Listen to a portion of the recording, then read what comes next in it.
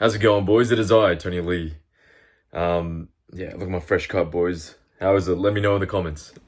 Um, anyway, on the way to get my hair cut, I was sitting on the train and I was reading a book. And before I opened the book on my phone, I had this thought, like, as I was listening to music, about how fast this year gone, and it's already the end of the year, and how different my life has been compared to where I was last year. And a big part of that was because I moved overseas, and I'm originally from Sydney, Australia, and I moved to London in the beginning of the year, or late last year technically, but pretty much New Year's.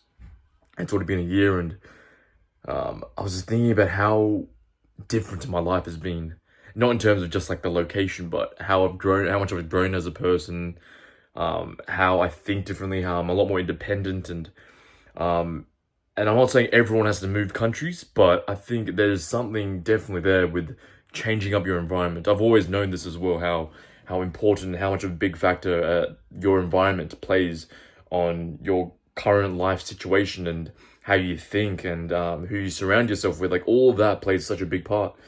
Um, and if you're in a position in life right now where you've tried things and something just things don't seem to work out, you get pulled back into your old habits, or just it doesn't feel fresh anymore. You don't have that extra spark or creativity or an extra motive to go even harder. And I'd probably say it's because you've been in the same environment you've been in since you're a little kid. I'm assuming the people watching this video right now, you're probably in your late teens, early 20s, and I could probably assume 90% of you guys are still living at home in the same hometown, around the same friends and people, and same location, the same gym, the same shopping grocery stores you go to since however long. And there's nothing wrong with that per se, but it just means you're living a very comfortable life. There's most things in your life hasn't ever give you any pushback. You haven't had to try. You haven't had to try to change your way of thinking. You're living a very comfortable life right now, which most people do, and um, humans crave comfort. We try to do things the fastest and the easiest ways that we can possibly do. That's why things like Uber Eats and, self-checkouts exist, just to get things done very, like, a lot quicker. We want things done instantly. We're very instant gratification sort of species. We're seeking them. But we all know through that, you're not going to grow at all or as much at all. And, I remember the big reason why I moved overseas was because I was just so fucking sick of just everything being the same and just hanging around with the same crowd, the same location. Nothing felt exciting anymore. Nothing was challenging me mentally. It wasn't stimulating anymore. I guess it depends where you are. If you're in a very big city with different people coming in and out, different cultures, a lot of things to do, then I guess you can probably get away with it. But I think for most people, and coming from me, I live in Sydney, which is known to be a pretty big, somewhat diverse, city. But culturally, it was the exact same. I mean, this was my fault, but I was still living with my parents, and that was comfortable, it was easy. I didn't have to try as much. I didn't have to worry about bills or washing my clothes, or I mean, I would still cook for myself. But I knew if I wanted to, I could eat what my mum would cook for me. I had a car. Like, life was so fucking comfortable. I was so used to certain things. Like, the currency was the same. I knew where the bank was. I knew how to get to work. Like, I knew the people in my same area, which can be a good or bad thing. And for me, I saw it as a bad thing. Not because people are bad or people in my area are bad, but because they're all the same. They all think the same. I see a lot of these successful people. They come out of, like, cities or just places where there aren't many other people like them who are always pushing for more, striving for more. It's always like they're like they're only one or one of few. And Sydney's not like a bad place at all. I'm sure there's people grinding, but in my specific area, I feel like I was the only one. Sure, I had friends around me who were like-minded and they want to push themselves and achieve great things. We all do, but I didn't see anyone with like a similar path as me. And maybe this is not necessary, but I think if you are in a place where you're not seeing as much growth as you want, you feel like everything is the same, you're not getting along with the same sort of people, you're not growing as a person, you're getting bored of the mundane routine, I think changing up your environment, so like, moving cities, moving out of your parents' house. I did the extreme opposite, moving to a country, moving to London, not knowing anyone, And it can be scary, but I wasn't really scared. I was more excited. I was more excited about the new opportunities, the people I was gonna meet, access to more countries. I could take a weekend trip to fucking Paris if I wanted to. Like a plane ticket costs less than a meal back home at a restaurant. It's that fucking cheap here. Um, and not only that, new culture, a new set way of living.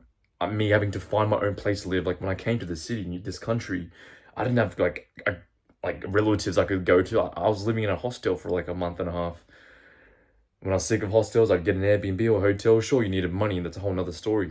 I can talk about that, but I still pushed myself. I still did something that most people would question, be like, why would you do that? That's fucking like good on you, but like why? They just see it as like an extended holiday, but for me it was just to completely switch up my whole system and make myself grow as a person. And after a year, I've had a lot of ups and downs, and there were periods where I wasn't doing many challenging things. I was living a pretty degenerate life where I was drinking a lot, partying, getting with girls, smoking weed, just enjoying life too much.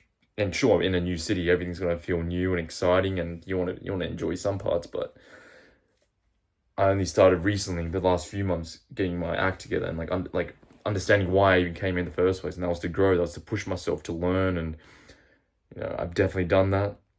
It's just like small things. Like I've really missed my mum's cooking. Just the fact that I have to rely on myself for food every single time now. Like that was it was a change I didn't think I'd think impact me as much, but I definitely miss my mum's Korean cooking. But yeah, I love the independence. I'm so much more like I'm so much comfortable with who I am now. A big positive of moving to a new city or new environment or a new place that you don't know anyone there is that you can kind of start fresh. In your hometown, if you grew up there your whole life, like you kind of have this perception about yourself, and everyone sees you, or you may think that everyone sees you as this specific person, and it's very hard to change that. And like the environment around you, like it can also keep you trapped in that same mindset, and it's hard if you really want to break free from that and grow as a person.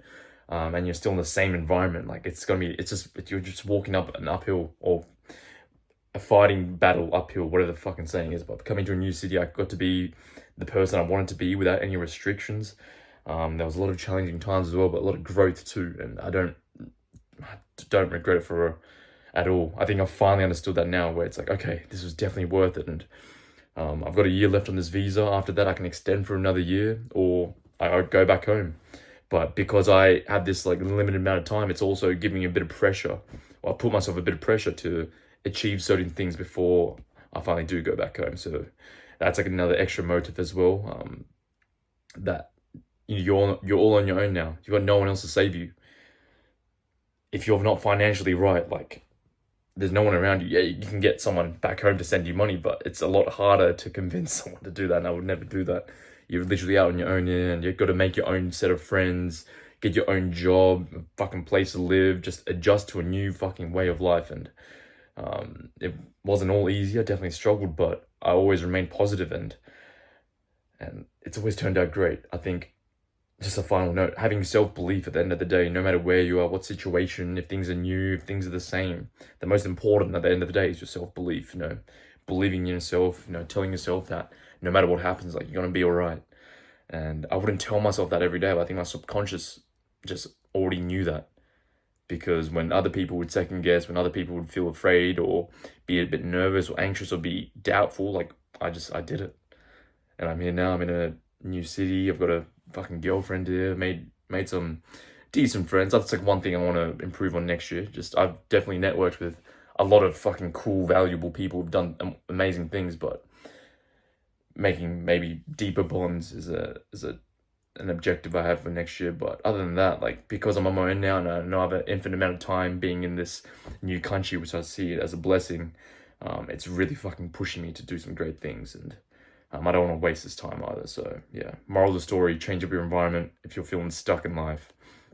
Move out of your house, rent a place with your boys, or just move to a new country. Like, I know that's really extreme, but if you have that opportunity, definitely do it. You can always come back home if you have supporting parents, which most people do, or friends.